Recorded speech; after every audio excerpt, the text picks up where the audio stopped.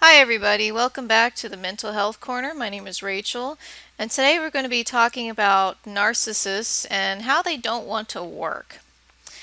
Um, I'm going to be talking about my experience with my previous narcissist and how it's been over 3 years since I left him, or we split up, that I'm starting to realize his manipulative behaviors and what I didn't see while I was with him. That other people actually were trying to tell me and warn me about, but I just had a hard time comprehending the situation because you just don't expect people to behave this way or take advantage of you like this. But anyway, it's been over 3 years since I kicked him out for good. Um, but about here's what happened. About 6 years ago, I met my narcissist ex. I'm just gonna call him Jay. Jay seemed like a normal, nice guy.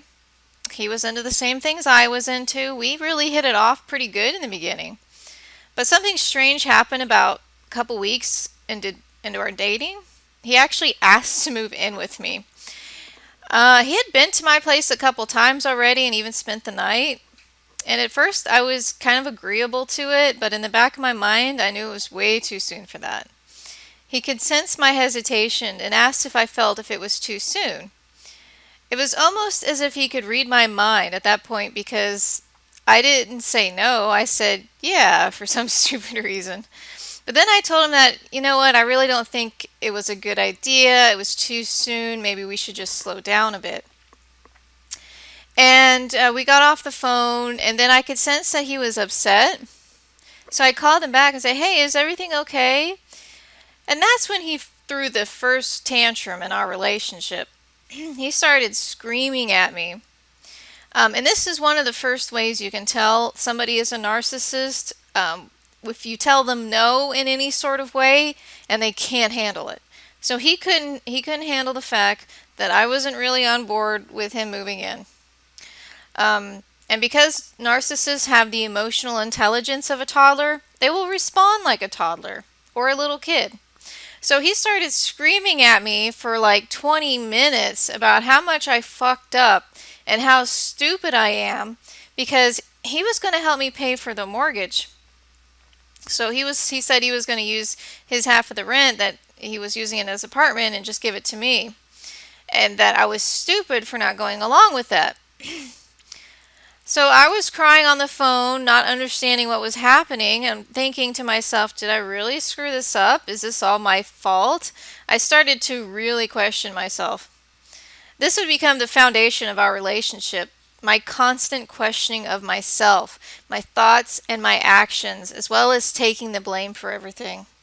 I also have OCD, as I've mentioned before, so I do have a habit of constantly questioning my words and my behaviors, like sort of on a loop. So I already had this sort of vulnerability that he really took advantage of.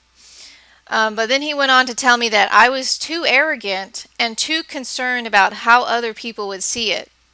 And he was right. I was concerned about that. I knew people would be like, hey, don't you think it's a little fast to be moving in together? And of course they would be right.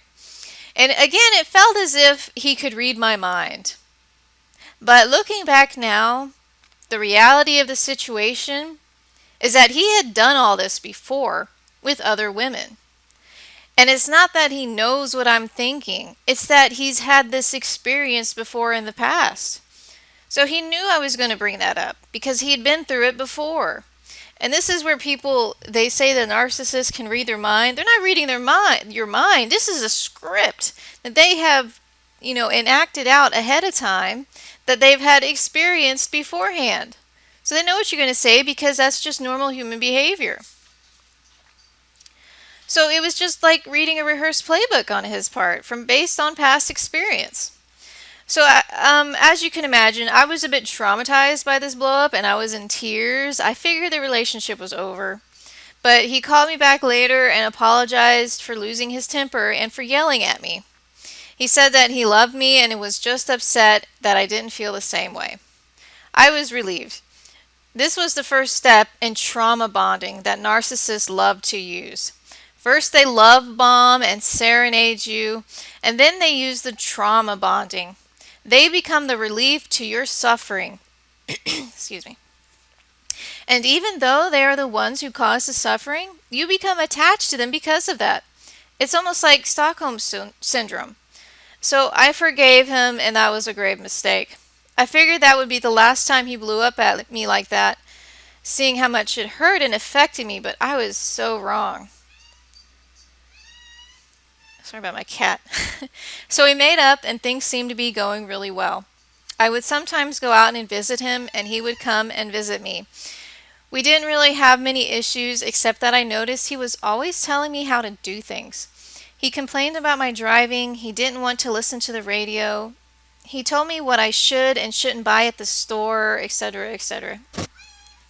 So since I was a very agreeable person, I just went along with it, figuring he was just trying to help, and I didn't want to rock the boat. But it got worse and worse with his controlling. He was staying at my place a lot more, and he seemed to really take issue with the way I cleaned, the way I brushed my teeth, the way I took a shower, just silly, stupid things that people normally don't care about that he took issue with. And when I tried him that it doesn't really matter how I brush my teeth or wash my toothbrush or something ridiculous like that, he would start lecturing me as if he were my mother or father. So I usually just ended up caving just to avoid his lecturing, which was something that a lot of people in narcissistic relationships do. They just cave because they just don't want to hear any more of it. They just don't want the screaming, the tantrums, the lecturing, and whatever. But that's a constant thing that goes on in the relationships. So after about just like 3 weeks or so of dating, he got fired from his job because he was late. Or at least he said he was late. I felt a little guilty about it since he was staying at my place that night, but at the same time I thought it was odd to fire somebody for being late. When I told him that, he said he was late before too, so that's why he was fired. The reality is actually much darker than that, though. He either quit his job or got himself fired on purpose. Why? Because he knew that I would feel bad for him and ask him to move in with me, and that's exactly what I did. He knew I was hesitant about moving in too quickly, so in a rush to get out of having to work for a living and paying rent, he got himself fired.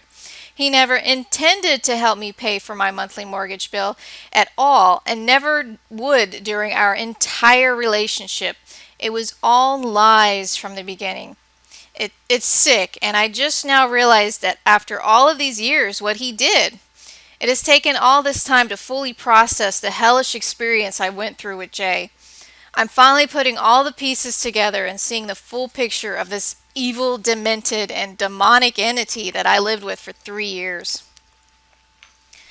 It's hard to think that someone would purposely get themselves fired just so they don't have to work, but narcissists are incredibly lazy people who like to take advantage of others when they can. They are obsessed with making easy money and don't want to have to work for it due to their exaggerated sense of entitlement. I noticed this when he tried to get me on starting a fraudulent nonprofit organization for money. He said we would take the donations but not do anything and nobody would be the wiser. That would be illegal, I told him, but he didn't care. And oh, he wanted me to start it, so it would be in my name. So if we ever got found out, guess who would take the fall? That's right, me. Fucking asshole. There was no way in hell I was doing that, and he eventually gave up trying to convince me to do so. If he really wanted to start this nonprofit organization, he would have done it himself and put it in his name, right? But he wanted me to do it and put it in my name, and he still wanted to get the money from that. Because he knew that we would eventually get figured out, and somebody would end up in jail, and that somebody would have been me. Yeah, it's pretty sick because here I am, this person he says he loves so much, more than anything in the world, blah, blah, blah, doesn't give a fuck if I end up in jail, would rather me fall for him. It's absolutely, it's insane. It's mind-boggling.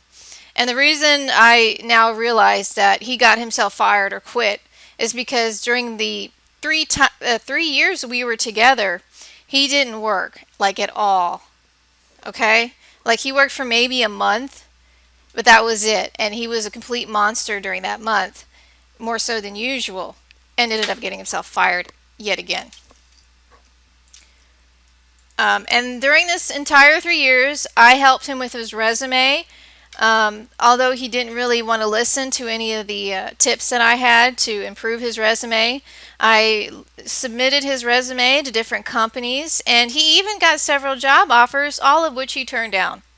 And the job offers that he got from out of state, he tried to talk me into moving out of state with him, which I'm so glad I didn't do, because guess what would happen? I would have been isolated even more so than normal. I would have been away from all of my friends and family, which is what the narcissists want to do. They want to get you to move away, to get away from your support group, your family, your friends, so they can abuse you even more. And he would have ended up losing his job. So I told him, if you're going to move to California or whatever, get yourself established first. Make sure you got a place to stay, that you're working for a few months, because I don't want to end up in a situation where you in another job and you're fired again and we're out there with nothing. That never happened, because that's not what his intention was. He was hoping I didn't see through all that bullshit and that I would just drop everything and move with him, which is not going to happen. I'm not that stupid. All right, so getting back to when we first met and everything.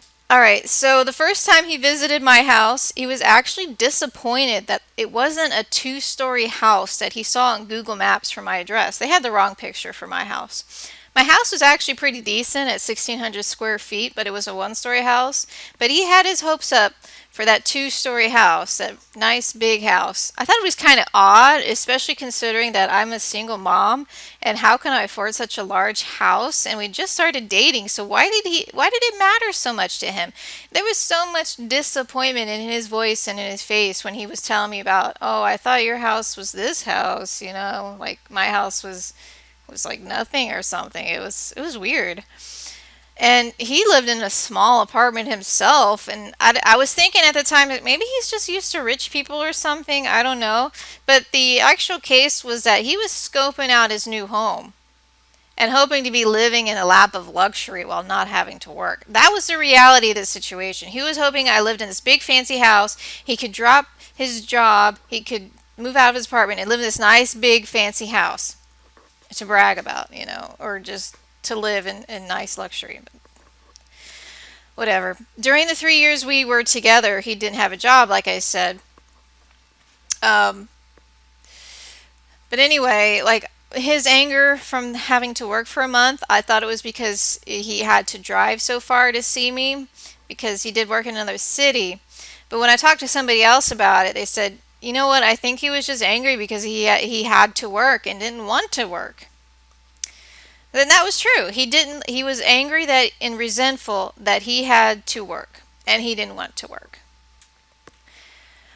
But he really had me for a loop. He really fooled me into thinking he was a hardworking person and that everybody was just out against him and that he was always getting fired because he was bringing up, good things, and people were just arguing with him when reality was the other way around. He's a very hard to get along with person. And I noticed that pretty quickly in our relationship, and I try to tell him that, like, you just don't get along with people very well, Maybe that's the problem. But no, it's everybody else's fault. It's the manager's fault. Blah, blah, blah, blah, blah. But, in the end, I was the one stuck working full time, as well as doing all of the cooking and all the cleaning and taking care of everything. And he would make me feel guilty if he had to do any of the cleaning himself because I was too tired to get to it. So he would constantly tell me that I was lazy, which is really projection. He was the lazy one. And when I asked him why he doesn't want to help me with the household chores, he would say, well, you'd have to do it anyway if you were single, so I'm just helping you prepare. I'm helping you to prepare in case we break up again. I tell you what, I never felt more alone in a relationship than I did in that one. I oftentimes forgot that I was even in a relationship. I felt like I was an employee constantly having to deal with an irate and irrational customer who didn't seem to understand that I can't accept their coupon or something. There were times I even found myself saying, "How can I help you?" to him when he approached me, like a customer service representative, because that's what it always felt like when I was with him. Like I was constantly walking on eggshells, just knowing that I would do something at some point to set off a tantrum or get lectured on something completely ridiculous. This is just one of the example of the lengths a narcissist will go to manipulate and deceive and use you.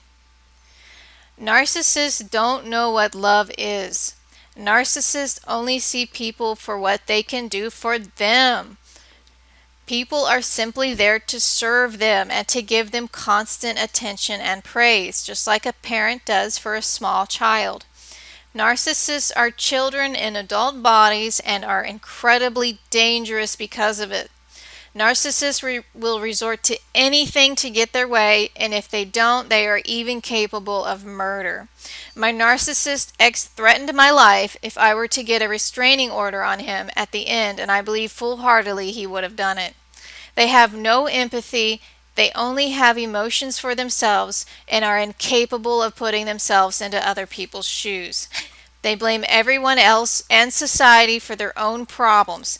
They have overly inflated and incredibly fragile egos and can't handle any sort of criticism. They project their issues and behaviors onto others because they think everyone else is like them when they are not. They lack the ability to self-reflect or even understand or accept that something is inherently wrong with them. They will refuse therapy and medication because it would hurt their fragile egos to accept that there is something wrong with them. They think it's just everyone else that doesn't understand them.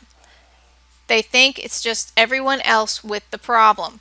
They think it is them against the world. If you were to tell a narcissist that they are narcissists, they would lack the ability to understand that because, again, that would hurt their incredibly fragile ego. Or, as we would say, it will cause them incredible narcissistic injury to accept something is wrong with them. So this is Rachel. This has been the Mental Health Corner. I hope you enjoyed this video. Please give it a thumbs up and subscribe if you like for more videos on this subject. Thank you.